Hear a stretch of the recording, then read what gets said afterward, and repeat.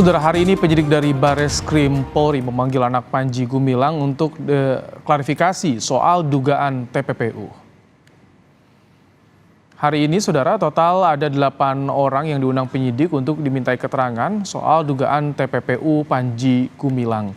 8 orang yang diklarifikasi adalah pengurus Yayasan Pesantren Indonesia yang menaungi Pondok Pesantren Al Zaitun, termasuk 2 diantaranya merupakan anak kandung Panji Gumilang.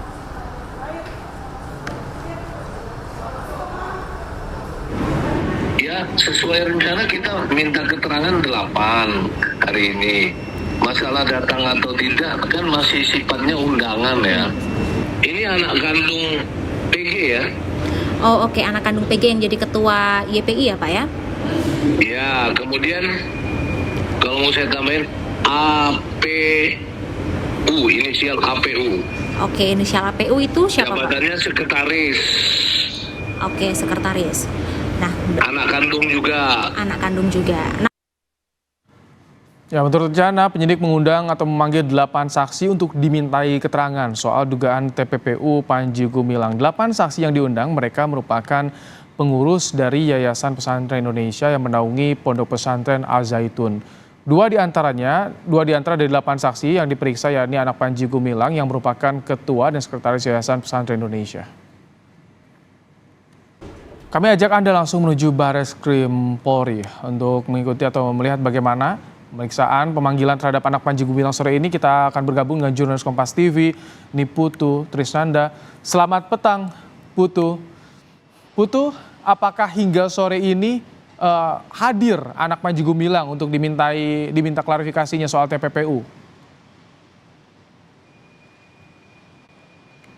Ya, selamat petang Ibrahim dan juga saudara. Sampai dengan saat ini pukul 16:21 atau memasuki pukul setengah 5 sore, memang kami jurnalis Kompas TV yang ada di lapangan ini coba mengkonfirmasi juga kepada pihak penyidik dan tentu saja kepada Humas dari Mabes Polri terkait dengan agenda hari ini.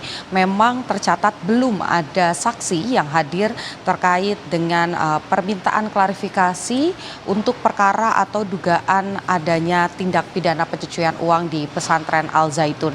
Jadi kalau berdasarkan pernyataan dari pihak kepolisian sendiri, memang rencananya ada 8 orang saksi yang akan diperiksa hari ini pada pukul 10.00 waktu Indonesia bagian Barat. Ada 8 orang saksi di mana 2 diantaranya ini merupakan anak kandung dari pendiri Al Zaitun, yakni Panji Gumilang, yakni yang berinisial IP sebagai ketua pengurus YPI. Kemudian yang kedua adalah APU, ini merupakan anak juga dari Panji Gumilang yang memiliki kedudukan sebagai sekretaris pengurus YPI atau Yayasan Pesantren Indonesia yang kita juga kenal sebagai Al Zaitun. Selain 2 orang tersebut, juga ada beberapa pihak lain yang dipanggil untuk memberikan klarifikasi. Ada dari bendahara YPI, kemudian pembina YPI.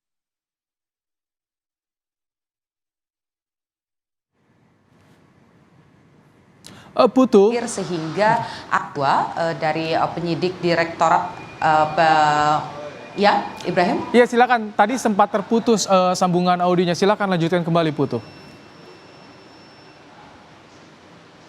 Ya, selain dari pihak-pihak yang tadi akan diperiksa, 2 orang saksi, kemudian juga ada dari pembina dan juga bendahara dari Yayasan Pesantren Indonesia atau YPI yang kita kenal juga dengan sebutan Pondok Pesantren Al Zaitun. Ini juga kami mendapatkan informasi bahwa memang tidak hadir pada pemanggilan pertama, sehingga dari penyidik Bareskrim Polri ini akan melayangkan surat kedua untuk melakukan proses klarifikasi pada Jumat 28 Juli 2022.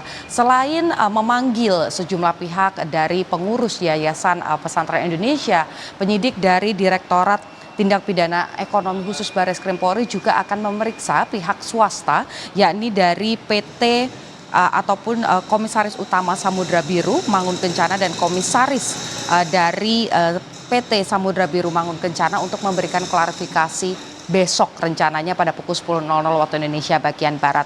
TPPU sendiri ini merupakan perkara baru atau perkara lanjutan pengembangan dari kasus pertama yang ditudingkan atau dilayangkan kepada Panji Gumilang. Kita tahu bagaimana kemudian pertama kali Panji Gumilang ini diduga telah melakukan penistaan agama, ada pemeriksaan kurang lebih 30 saksi sampai dengan hari ini. Setelah itu dari hasil penyidikan ini ditemukan dugaan-dugaan lain terkait dengan perkara atau tindak pidana yang lain, yakni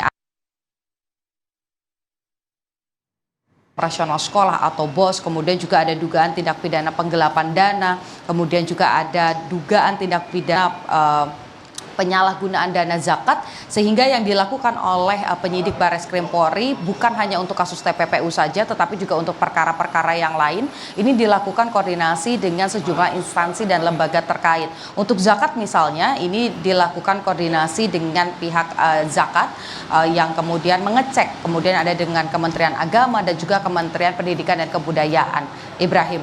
Baik, terima kasih Niputu Trisnanda untuk laporan Anda langsung dari